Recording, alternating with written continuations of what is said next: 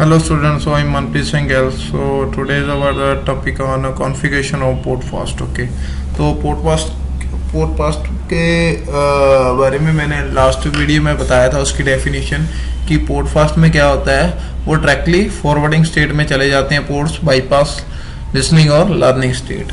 तो अब जैसे जो मैंने एक स्विच लिया, स्विच के 4 पीसेस से अटैच किए, तो अब मैं स्विच के अंदर चलता हूँ और आपको दिखाता हूँ। CLI मोड में गया, एंटर मारा, इनेबल किया। अब एक मैं कमांड रन कर रहा हूँ, show IP interface brief, enter.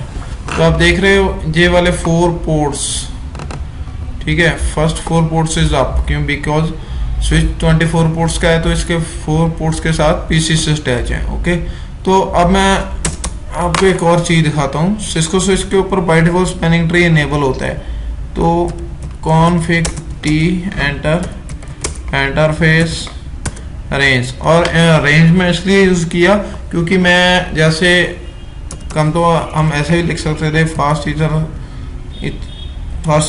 0/1। तो मैं चाहता हूँ मैं चारों के चारे पोर्ट्स को एक साथ ही लिख लूँ, क्योंकि मेरे बार बार मैं जाके इंटरफेस में कॉन्फ़िगरेशन करने की जरूरत ना पड़े। तो मैं यहाँ पे लिखा फास्ट इथरनेट 0/1 से लेकर कहाँ तक है, 4 तक, क्योंकि 1 2 3 और 4 तक है। तो एंटर मारा, रेंज में चला गया।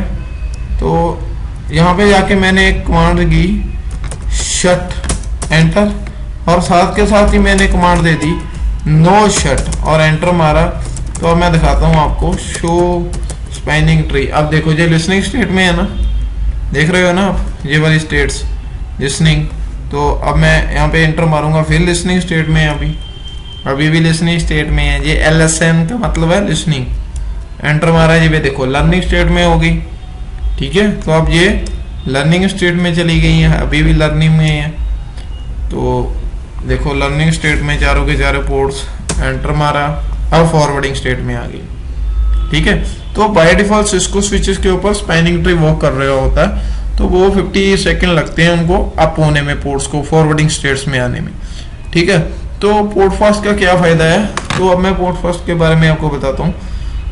कॉन्फिग T एंटर, और यहाँ पे एक मैं इंटरफेस में जाके फर्स्ट कमांड देता हूँ, interface range fast Ethernet 0/1/4 enter.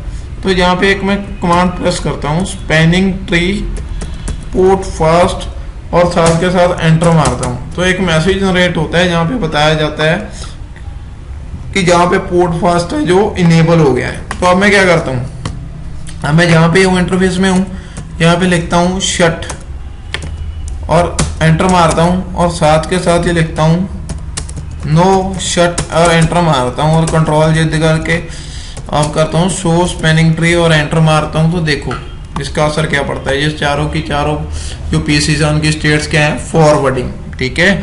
तो ये ब्लॉकिंग से डायरेक्टली फॉरवर्डिंग स्टेट में चला जाता है इन पोर्टफास्ट में। तो ना तो वो लिसनिंग स्टेट में जाता है, ना लर्निंग है बाईपास जाता है, ठीक है। तो अब एक और टाइप है इसको कमांड को रन करने का, ये तो इंटरफेस में जाकर था। अब मैं दूसरी कमांड आपको रन करके दिखा दूं। तो एक मैंने और पीसी लिया, अपने नेटवर्क के साथ अटैच किया। तो यहाँ पे मैं सॉरी केबल के साथ इसको अटैच करता हूँ, ठीक है।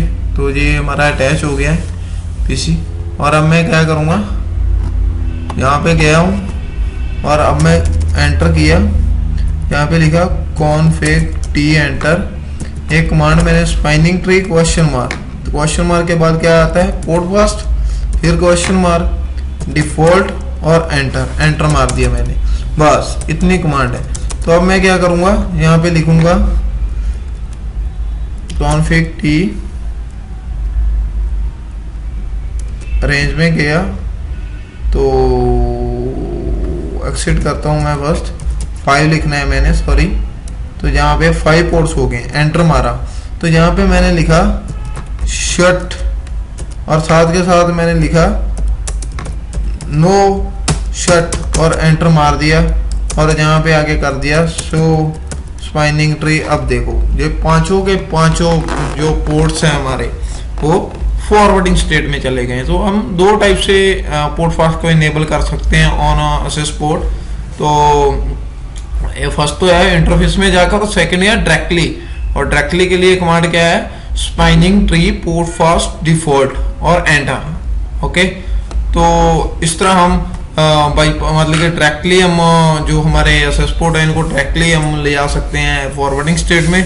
तो ये था हमारा पोर्ट फास्ट का configuration. So thanks for watching.